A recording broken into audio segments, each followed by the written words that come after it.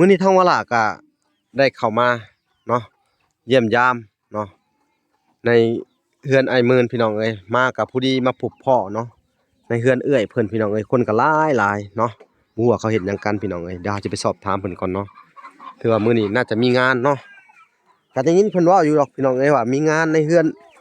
งานลูกหลานเพิ่นเนาะพี่น้องเอ้าสบายดีเด้อสบายดีสวัสดีอะล่ะน้อยสวัสดีครับบ่จุกโอ้อันนี้เพิ่นสิเฮ็ดหยังเฮ็ดลาบบ่นะฮะบ่อนเฮ็ดกินเนาะเออเขาเอิ้นอันนี้เขาเอิ้นหยังห่างบ่นั่นแหละห่างครัวครัวเอครัวอเฮ็ดกินนั่นแหละโดยอันนี้แขกคนมาเนาะส่วนหลายมีแต่คนในหมู่บ้านเฮาเองเนาะนี่ก็เฮือนเนาะนี่แหละพี่น้องเพิ่นสิมักเอานี่มาแน่บ่พรเฮือนน่ะนี่อันนี้ก็คือเฮ็ดซัมมี่เนาะส่วนหลายคนในบ้านนี่ถ้าไปมีแป้นแอมคือเขาไอ้หมื่นหรือว่าคือไอ้บุญมีถือว่าเพิ่นว่าโอเคได้พุ่นน่ะไม่หายากเพิ่นว่าในช่วงนี้เนาะคือเขาไอ้หมื่นนี่ตะกี้จนแทบจะบ่มีต้นทุนเนาะนี่ก็เป็นเนาะอันเด้แขกคนก็มาในงานพี่น้องเอ้ยนี่เนาะอันนี้เจ้าบ่าวเจ้าสาวพี่น้องเอ้ย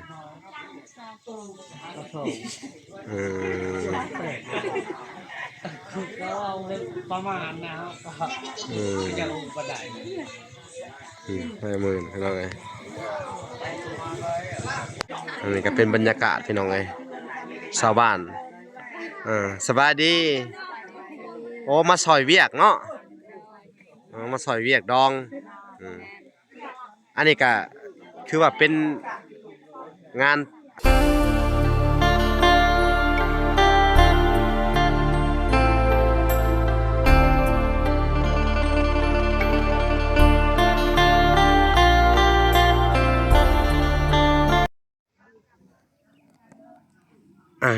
โอเคพี่น้องเอ้ยเนาะ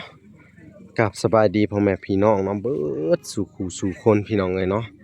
ก็ยินดีเข้าสู่ช่อง YouTube เบาละสายบุญคุณธรรมคือเก่าพี่น้องเอ้ยเส้นเก่าเส้นเคยพี่น้องทักทายสบายดีเนาะ FC ทางฝั่งไทยและ FC ทางฝั่งลาวและ FC ทางต่างประเทศเนาะที่รับชมเบาละอยู่เนาะมื้อนี้ทางเบาละก็ได้เข้ามาเนาะเยี่ยมยามเนาะในเฮือนไอ้หมื่นพี่น้องเอ้ยมากับผู้ดีมาพบพ้อเนาะในเฮือนเอื้อยเพิ่นพี่น้องเอ้ยคนก็หลายเนาะบ่ฮู้ว่าเขาเฮ็ดหยังกันพี่น้องเอ้ยเดี๋ยวเราจะไปสอบถามเพิ่นก่อนเนาะถือว่ามื้อนี้น่าจะมีงานเนาะก็ได้ยินเพิ่นเว้าอยู่ดอกพี่น้องเอ้ยว่ามีงานในเฮือนงานลูกหลานเพิ่นเนาะพี่น้องเอ้าสบายดีเด้อสบายดีสวัสดีอะล่ะน้อยสวัสดีครับบ่จุกสวัสดีเอพี่น้องเนาะโอ้คือมื้อนี้ฮะเป็นงานอีหยังงานดองโอ้งานดองพี่น้องเอ้ยคืองานดองลูกหลานบ่หลานบ่เอาโอ้หลานเจ้าลูกเอื้อยเนาะอ๋อพี่น้องเอ้ยนี่แหละเฮือนติดกันในหลานเนาะลูกเอื้อยคนก็หลายอยู่เนาะมาเฮ็ดอยู่เฮ็ดกินเนาะเป็นงานดองพี่น้องเอ้ยงานดองในหมู่บ้านเพิ่นนี่แหละพี่น้องเอ้ยเขาท่าอยู่เป็นจังไดหลังจากไปเบิ่งรถไถมาพี่น้องเอ้ยเนาะเวลาก็อันน่ะยังบ่ได้เข้ามามื้อนี้พี่น้องเอ้ยเข้ามาพ้องานดองเลยเนาะรถไถก็ใจเย็นๆเด้อไอ้มื้อเนาะเฮาก็สิเบิ่งตามงบประมาณที่มันมีเนาะเลยเก่าก็เอาหักคือว่าแหละเอาสำงบเด้อเอาสงบได้นั่นแหละโดยได้ชำนี้บุญหัวหลายแหละเนาะคือว่าชำนี้ก็เวลาดีใจนำเพิ่นเนาะที่จริงคือมื้อหน้านะเวลาพาไปเบิ่งรถอันน่ะ13ล้านหั่นเนาะอันน่ะแค่เฮาแวะเขาไปเบิ่งรถอันใหม่อยู่ในห้างเนาะแล้วก็ไอ้หมื่นก็คือว่าง่ายมันคนเฮาทุกคนอยากได้แฮงเขาก็ริวใส่รถใหม่พุ่นแหล้วเนาะเอากะ ความพันเฮาก็ เออ บ่ได้รถใหม่รถเก่าก็เอาแล้ว เอ ได้ อโดย คือว่าคนเฮาเนาะพี่น้อง โดย พาไปเบิ่งแล้วห้วยมันก็มักคันใหม่พู้นแล้วน่ะ โดย เออแต่ว่าที่จริงคันนั้นหา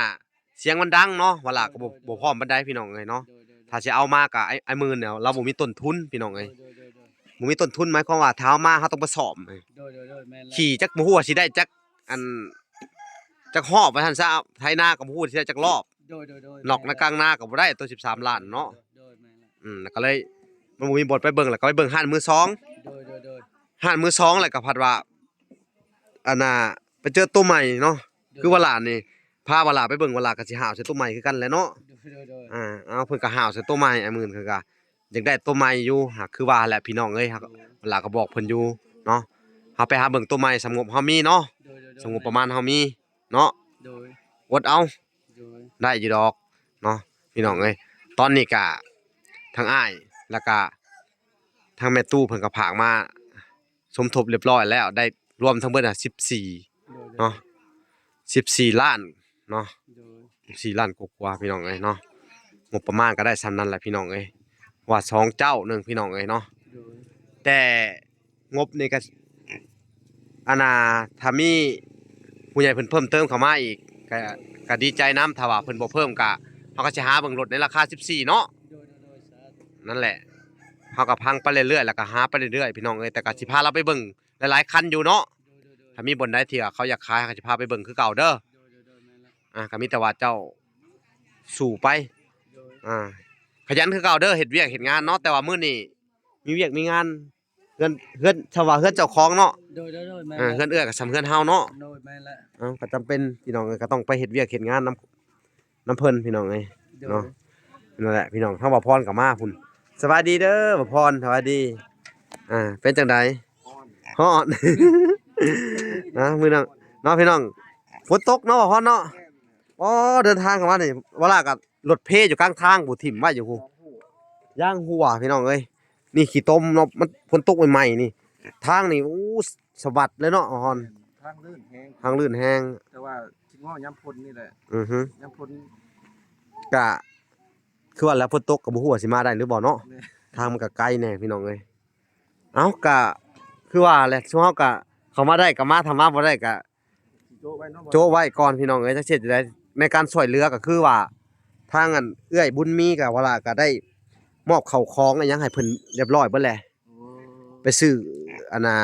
เครื่องขึ้นเฮือนอิหยังเพิ่นน่ะมื้ออื่นน่ะเพิ่นก็ขึ้นเฮือน มื้ออื่นบ่ มื้อตอนเช้าก็เข้ามาใหม่อีกทีหนึงเนาะเข้ามาแล้วก็มาติดตามเบิ่งทั้งไอ้หมื่นอีกทีหนึงอีกพี่น้องเอ้ยเนาะก็คือว่ามื้อนี้เป็นงานผูกแขนมื้อสันวันดีของลูกหลานเพิ่นคนก็หลายเนาะ หลาย เฮาก็บ่เคยเห็นบรรยากาศแบบนี้เนาะพี่น้องเอ้ย เคยเห็นมานานแล้วได้บ่ล่ะ เออ มันน่าจะเกือบ20ปีแล้ว เนาะบรรยากาศแบบนี้มันเป็นบรรยากาศอันโบราณเฮาเนาะไฟฟ้าก็บ่มีแล้วก็เวลาจัดงานก็น่าจะใช้จักรบ่ไอ้หมื่นมีตู้บ่ บ่มีตู้บ่มี โอ้คิดว่ามีตู้ต้องติดจักรขึ้นเครื่องปั่นไฟ มันบ่มีตู้นะ อ๋อ แค่ติ6ล้าน ค่าดอง6ล้านนี่ โดยบ่มีเงิน บ่สำ 3ตู้หัว3ตู้บ่พอเห็นแล้ว ค่าดอง3ล้านเนาะ6ล้านโอ้เลย โดย งัว3โตว โดย เฮ้ยก็ถือว่าเพิ่นแต่งก็ถูกหลายเนาะ ทึกเลยเข้าบ่มี ถูกอะลีเหรอ ก็เฮาก็บ่มีหมดปัญญาสิเว้า ก็คือมันขึ้นกับผู้ใหญ่ขอกันเนาะ โดย ตะกี้เฮาเว้าจักล้านเอาเขามาขอนี่ อีกก็เขาว่าว่า 30ล้าน 30ล้าน ขอมาจนได้6ล้าน ปัดกันสุดท้ายมันบ่มีเงินเขาว่าเอ้าก็บ่มี บ่มี ได้ที่อย่างกันดูนก็ เออ อย่าเลยเฮาก็บ่ได้เว้า เขาว่าขอแต่เขาหักแพงกันว่าสิเนาะ โดยว่าสิถึกต้องกัน เออ อย่าไปเลยโดย ถ้าเว่าก็ถูกต้องสิก็โอเคอยู่ โดยแม่ หัก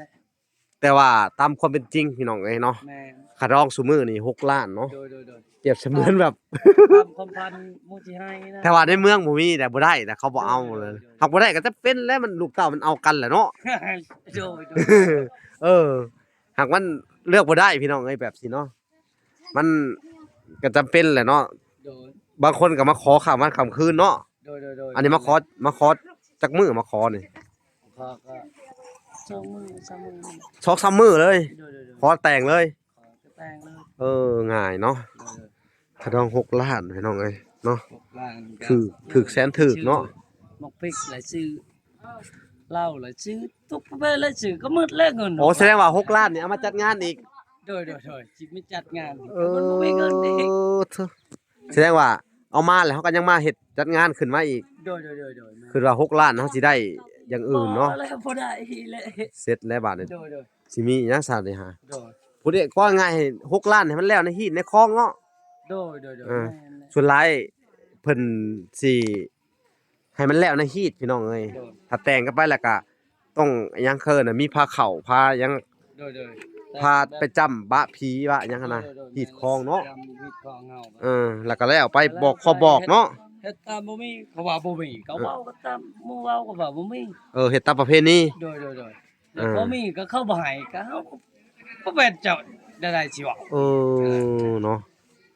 ว่าซั่นก็มีเนาะพี่น้องเอ้ย โดย งานดองบ้านเพิ่นเนาะเราก็บ่เคยเห็นดอก มัน เออ งานดอกบ้านเฮานี่มันดอยนะ เอ้ากะอย่ามันแล้วฮีตแล้วคลองก็พอเนาะ โดย ป้าพาไปเลาะเบิ่งในบรรยากาศในงานเป็นจังได ไป เขาบ่เคยเห็นเทื่อก็เห็นอยู่ดอกงานดอกแต่ว่าอยู่ในชนบทแบบนี้เนาะ แม่ เพิ่นงานก็จะได้กินกันจังไดเนาะพี่น้องไปเบิ่งอ๋อเถอะโอ้อันนี้ห่างเขาเฮ็ดหยังนี่ฮะ ทางก็เฮ็ดบ่อนครัวสิกินนั่นแหละ บ่ บ่อนก็ ครัวสิ้น โดยแม่นแล้ว เขาเอิ้นว่าบ่อนขออนุญาตเนาะพี่น้องเนาะ โดย บ่อนเพิ่นเฮ็ดอยู่ครัวกินขางัวนั่นเองเนาะ แม่นแล้ว มันต้องมีขางัวได้งานทุกงานพี่น้องเอ้ยในลาวนี่เนาะโอ้อันนี้เพิ่นสิเฮ็ดหยังเฮ็ดลาบบ่นะฮะ แม่นแล้วเฮ็ดลาบแล้ว บ่อนเฮ็ดกินเนาะ โดย อืมเขาเอิ้นอันนี้เขาเอิ้นหยังห่างบ่ แม่นแล้ว ห่างครัว ทางครัว อื บ่อนเฮ็ดครัว ม เฮ็ดกินนั่นแหละ โดย ผักหลากแม่น อันนี้แขกคนมาเนาะ โดย ส่วนหลายมีแต่คนในหมู่บ้านเฮาเองเนาะ นี่แหละมันมีงัวเฉลียงงัวก็แน่นอน เออ มันมี มี มีตัวใหญ่นะ อุ้ยตัวใหญ่ มีตัวน้อยนี่เด้นี่งัวก็สิขากินมื้อนี้ ผูกจักโตนะฮะ1 2 3โตน้อยๆนั่นบ่ กินตัวน้อยนั่นตัวใหญ่ๆก็เอาไว้ กินตัวน้อย โดย มีเอาไว้เลี้ยงนำเนาะ โดย ต่อยอดไว้สักก็ดีคือกันเด้อเนาะ โดย อันนี้เพิ่นกินหยังอันนี่ฮะ กินนั่นไก่ลาบไก่ ลาบไก่โอ้ไก่เนาะ โดย กินไก่มื้อนี้กินตรวย โดย จาตรวยพี่น้องเอ้ยกินไก่อันเด้จาตรวยเด้อเพิ่นว่า จัดงานพัน เนาะ เรื่องนี้คือกันบ่ ฮะ จัดงานพันจำเรื่องนี้คือกันบ่ ก็คล้ายๆกันนี่แหละเนาะกับน่าจะแบบเดียวกันเนาะแต่ว่าส่วนหลายก็ตอนมื้อไม่สิก็เป็นปลาเป็นหยังก็ได้เป็นไก่ก็ได้คือกันอันนี้สิเป็นย่อแขกบ่ ย่อคนในบ้านนี่แหละก็เข้ามาก็ย่อให้เพิ่นกิน ตอนเช้าก็มาอีกก็ย่อให้เพิ่นกินอีก พี่น้องเอ้ยเนาะถือว่าแขกคนก็มาหลายเนาะ นี่ก็โซนในบ้านเข้ามา ในบ้านก็มาเนาะ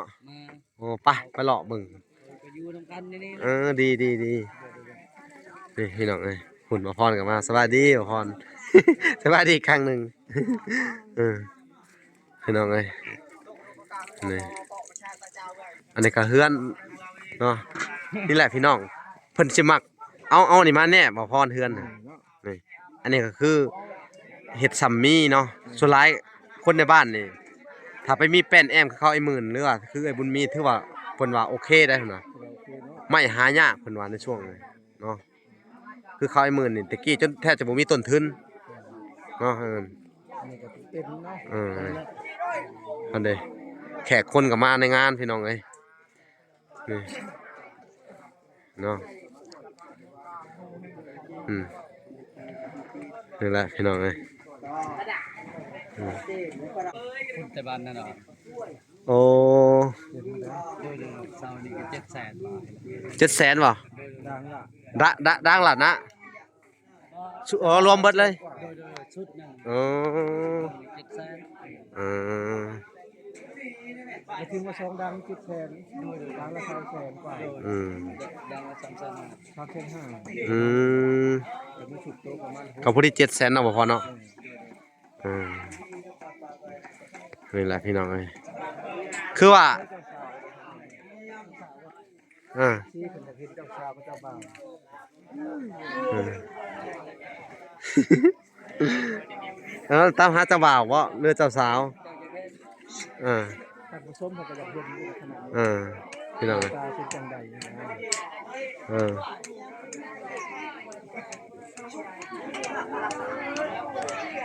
สร้างนี่พุ่นน่ะ เพิ่นอ๋อเจ้าสาวบ่นะฮะเนาะ นั่นแหละ โอ้ร้านบ่ ลานเฮา เอ แล้ว อพี่น้องเอ้ยเออเจ้าสาวเนาะส่วนร้านนี่เพิ่นป้าแต่ทำงานบ่จังหวะ แม่และเขาไปไทย โอ้ไปไทยเนาะในเขตนี่ก็ไปไทยคือกันเนาะ มาฮอดปีนะกลางปีนะเขาไป เออเออ ก็จะผัวเพิ่น ไปไทยพี่น้องเอ้ยเออ ปีล่ะปีล่ะ อันนี้เจ้าบ่าวเจ้าสาวพี่น้องเอ้ย เขาชอบ เออ ก็เอาประมาณนะครับก็ เออ จะอุปได 50,000พี่น้องเอ้ยอันนี้ก็เป็นบรรยากาศพี่น้องเอ้ยชาวบ้านสบายดีโอ้มาซอยเวียกเนาะมาซอยเวียกดองอันนี้ก็คือว่าเป็นงานเหล่าเนาะเหล่าดอง คือว่ามีกระทุกเฮือนเนาะถึกที่เจ้าเพิ่นก็มาเหล่าช่วยเหลือซึ่งกันและกันเนาะนี่แหละพี่น้องเอ้ยคนในหมู่บ้านนี่แหละเนาะส่วนหลายก็มีแต่เราคนในหมู่บ้านนั่นแหละพี่น้องเอ้ยเฮ็ดให้มันแล้วฮีดแล้วคลองเนาะอันนี้สิย่อข้าวแรงบ่พากันย่อข้าวแรงเนาะอ๋อย่อแขกคนมาเนาะมื้อนี่ต่างหากนะมื้อนี่เนาะมื้อนี่กินงัวจ้าตะแกงเนาะจ้าตะแกงมื้ออื่นนี่เนาะพี่น้องเอ้ยมื้อนี้กินตัวยก่อนเนาะจ้าก่อนจ้าตัวยแต่เพิ่นจ้าตัวยจ้าก่อนเนาะพี่น้อง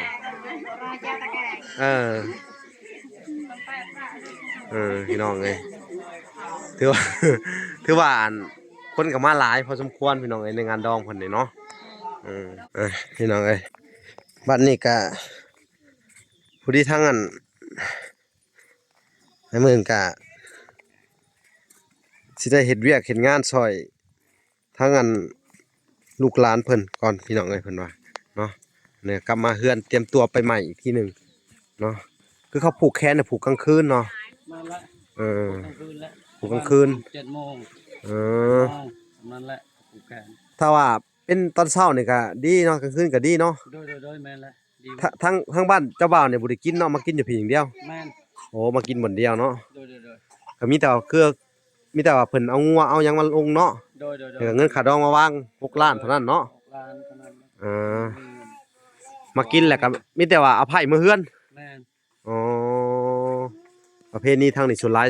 มีแต่ส่งลูกสาวกลับไปหาผู้ชายเนาะ แม่น ไปสู่ว่าซั่นซะ โดย คือว่าเขาเลี้ยงลูกผู้หญิงมาแหละให้ผู้ชายทั้งนั้นไปใส่เวียกเขาทั้งนั้นเนาะ แม่นหรอก แทนที่เอาเคยมาใส่บ่ได้บ่ดีบ่ บ่เฮาบ่เคยแบบนั้น โอ้ตามหลักแล้วเขาต้องอยากใช้แรงงานลูกเขาต้องเอาลูกเขาไปยั่วเอาลูกเขามาใส่งานบ่ได้บ่ภาษา ดีกว่าบ่ ได้นั่นเวลาอ่านเว้าเจอว่าก็รู้ดำรู้นะอันนั้นนะเว้าแบบเดี๋ยวเวลาหายเวลานั้นก็ อืม ด่าไปทั่วเทพเฮาปัดบ่มัก อ๋อมันก็มีอีกเนาะ โดย ที่จริงบ่ว่าจะอยู่ไสก็มันขึ้นกับคนนั่นนี่นะ โดยบ่คือลาวไปเฮ็ด เออ ไปเท่านั้น เออ อันผู้ชายก็ไปสู้เอา เนาะไปสู่เอา นนี้ก็ โดย ผู้ชายนั่นเยอะเอาเมียเอามือเฮือน โอ้สุดท้ายมีแต่เอามือเฮือนเนาะ บัดผู้ สูตรว่าคือเฮือนเจ้านี่มีลูกชายซะ โดย หาคนก็เอามาเพิ่นหาคนเลย แม่น อ๋อเถอะพี่น้องเอ้ยแสดงว่า แสดงว่าแบบว่าอันนั้น เอาไผ่มาเนาะมาเฮือน ไม่ยิ่งเนี่ยไปอยู่นำเพื่อนก็ไปนำเพื่อนคือเฮานี่ลูกเฮาไปอยู่ เขาไปสู้เอานี่บนบ่มีทุนฮอนก็สิให้ไปลูกหลานนี่เฮาก็ดิ้นแบบว่าบ่ได้กว้างนะ สิเอาไว้ให้ลูกชายนั่นนะ เออแสดงว่าเผ่าบรูเผ่าละเทิงเขานี่แพงแต่อันน่ะลูกผู้ชาย แม่น แพงผู้ชาย โดย ผู้ชายเป็นใหญ่ โดย โดย อ๋อ แม่น เลี้ยงผู้หญิง โดยแม่นเลย แล้วบัดนี้ ผู้ชายนี่มันเลี้ยงแบบว่าเลี้ยงพ่อแล้วเลี้ยงผู้หญิงเลี้ยงแม่แหละ แล้วได้เลี้ยงบ่ บ่ ตามหลักภาษาจริง บ่เวลามันเป็นแบบนั้นตาม เขาคาดไว้ว่ากำหนดของเฮาชนเผ่านี่มีคาดไว้ว่า ต้องเอาผู้หญิงเอาไผ่มาเฮือนเท่านั้น แม่น เนาะ โดย อ้าวนี่แหละพี่น้องเอ้ยก็เป็นเรื่องราวของชนเผ่าเนาะ โดย เนาะก็คือนี่แหละอันน่ะประเภทนี้แต่ละชนเผ่ามันก็สิแตกต่างกันไปคืออย่างลาวเฮานี่อยากไปสู่ก็ได้อยากมาสู่ก็ได้บ่มีปัญหาเนาะ แต่อันนี้เน้นเลยลูกผู้ชายต้องเอาเมียมาเฮือน แม่น เนาะ โดย คือเน้นเนาะแต่ว่าทั้งลาวลุ่มเฮานี่แปลว่าให้เกียรติเบิดเจ้าอยากไปก็ได้เจ้าอยากเอามาก็ได้ แม่น เนาะ แหละ แต่ตามหลักแล้วก็ทางลาวเฮานี่ผู้หญิงเพิ่นอันน่ะเพิ่นสิให้เกียรติผู้หญิงอะนะ แม่น คือเอาพวกเพิ่นสิแพงผู้หญิง โดย เพศแม่ แพงแล้วก็เอาเคยมาเฮือนเพิ่นก็จะพูดว่าเคยคนนี้สิดีบ่ท่านนี่นะสิเฮ็ดอิหยังให้เพิ่นกินได้บ่จักจะมาใช้เหือใช้แห้งเนาะเลี้ยงพ่อเลี้ยงแม่ได้บ่เนาะถ้าสมมุติว่าคือเฮือนฝ่ายหญิงมีฐานะแน่เนาะเพิ่นก็สิไว้วางใจให้ดูแลทรัพย์สมบัติเพิ่นต่อไปได้เนาะก็เลี้ยงคือเขาเอิ้นว่าอันน่ะการดำรงชีวิตพี่น้องเอ้ยหมุนเวียนกันไปเนาะ คือว่าอันสืบทอดสกุลนั่นแหละรุ่นสู่รุ่นพี่น้องเอ้ยเนาะอันนี้คือกันเนาะคือเพิ่นนี่ก็เอาเน้นเป็นผู้ชายพี่น้องเอ้ยเนาะเอาก็บ่เป็นหยังเนาะก็คือว่าบัดนี้พี่น้องเอ้ยก็สิให้ทางไอ้หมื่นเพิ่นใจเย็นๆก่อนเนาะเพราะว่าทางอันงบประมาณของวาลาก็สิได้สะสมไว้ให้เพิ่นเรื่องรถไถก่อนเด้อ โดย ถ้ามีแล้วเฮาก็สิอันน่ะชวนไปเบิ่งใหม่เนาะ โดย แต่คือทางวาลากะขอโทษขออภัยนำ FC แหละกับผู้ใหญ่เนาะหลายๆท่าน แม่น เนาะที่ว่าพาไปเบิ่งรถเนาะบ่มื้อนี้กะเพิ่นกะรู้ใส่ต้นใหม่อยู่แล้วพี่น้องเอ้ยของใหม่ไผสิบ่อยากได้เนาะ โดย